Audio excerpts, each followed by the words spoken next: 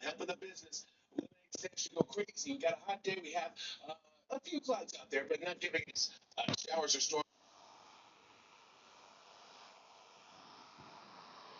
On a day like today, it's hot. It's going to take breaks in the middle of the day. We do have heat advisories going up to it's 75 right now, Central Park. If you got something right now is the time. In the morning, in the evening, I say the morning is your best bet. 70 Central Park, 73 White Plains, 65 degrees in Monticello.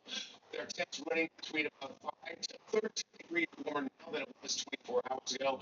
On top of months, and once you're there, you're definitely the humid level into the oppressive one, which is about 70 southwest wind and bringing more of that warm tropical air into the tri-state. So we'll go ahead and maybe catch the showers and storms later tonight, but ahead of that, we've got that heat advisory that is up for you. It includes all 5 boroughs, like almost all of New Jersey. Excessive heat advisory effect on New Philadelphia. So about 100 today. Spring night at those Alice's. We get started with Like 702 right now, we have a couple of problems. We're 24 for an accident blocking a lane, causing rubbernecking delays on the westbound side. And then if you're traveling on the Bells Parkway, a little heavy this morning, just through an accident at Cropsey Avenue. All lanes were closed there eastbound there. Delays are still easing out from the horizontal bridge heading towards Cropsey Avenue. The LA also having some problems this morning. Let's go to Jim Smith and Skybox for that one. Good morning, Jim. What's going on? looking at a problem on westbound LA. This is just after Queens Boulevard. What remains of an accident is still being dealt with, blocking off part of the right lane. There was another vehicle involved. Just towed off. Police department just left as well. So as you can see, some part of the right lane blocked off. Getting through this area, getting westbound LA either Queens Boulevard. Johnny, thank you. Jim, thank you very much. We'll be tracking that. And there's also a new indictment filed against former President Donald Trump for his alleged efforts to overturn the 2020 election results. Special Counsel Jack Smith made changes on the Supreme Court's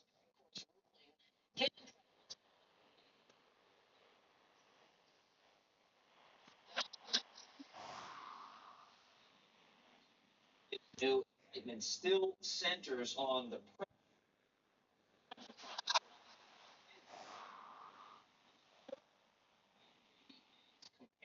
this new indictment to putting limits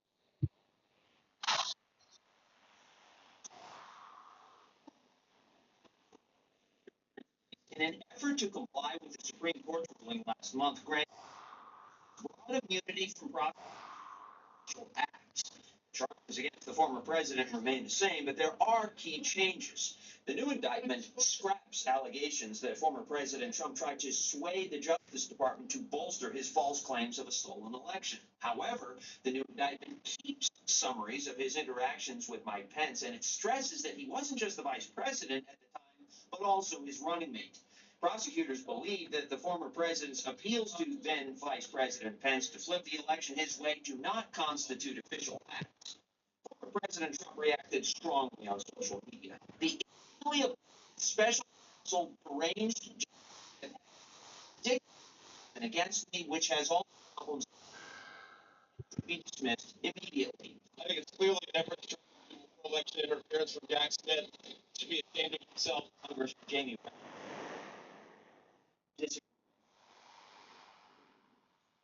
Accuracy precision. This morning, the former president found himself embroiled in a new controversy.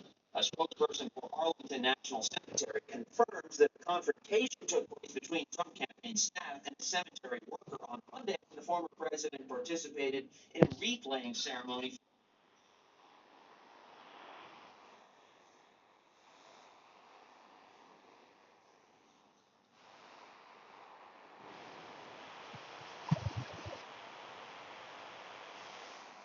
Maintains that a private photographer was allowed on the premises, and a worker, quote, clearly suffering from a mental health episode, decided to physically block members of President Trump's team during a very solemn ceremony.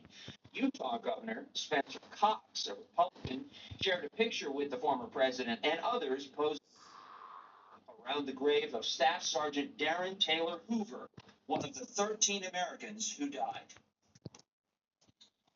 And today, Vice President Kamala Harris and Minnesota Governor Tim Walz begin a bus tour in Georgia, they will also be sitting for their first joint interview to their night on Saturday. Forward to that interview, Robert. Thank you. It is 7:06, almost 7:07 here on this Wednesday morning. Israel's military has rescued its 8th hostage from Gaza.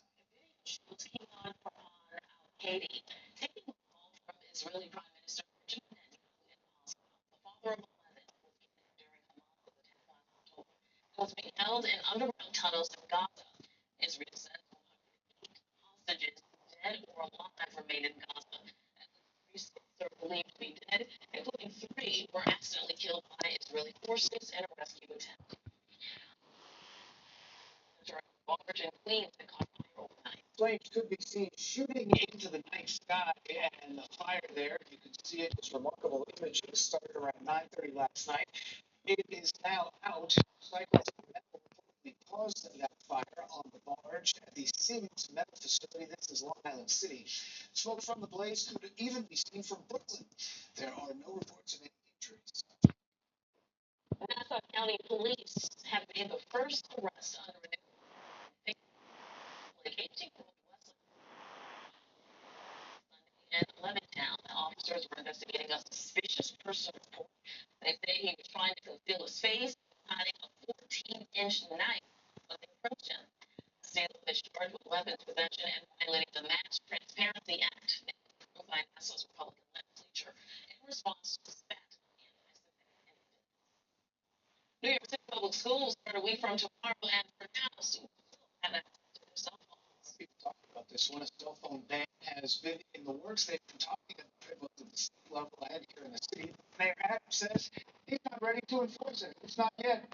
Yes, it's not on the Upper East Side with more on what's holding things up. Is that what's going on? Good morning, Dan and Sean. Well, there's still a lot of details that need to be worked out, and a lot of questions too. First of all, how will this be enforced, and how much is this going to cost? The mayor says he wants to make sure to get it right. Last time the city implemented a cell phone ban inside the city. Now they want to make sure that they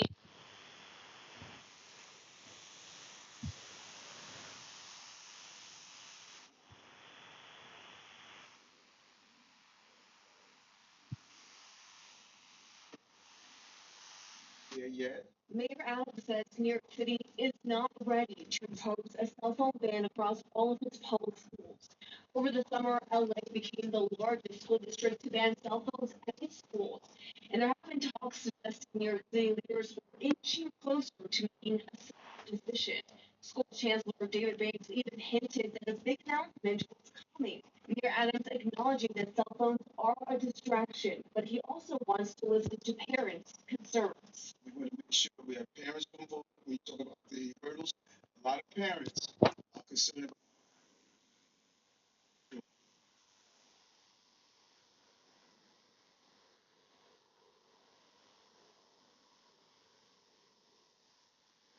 Their Bloomberg cell phones were not allowed into these schools. But the policy was rolled back in 2015 by Mayor de Blasio because logistics would still need to be worked out if a cell phone ban come back, including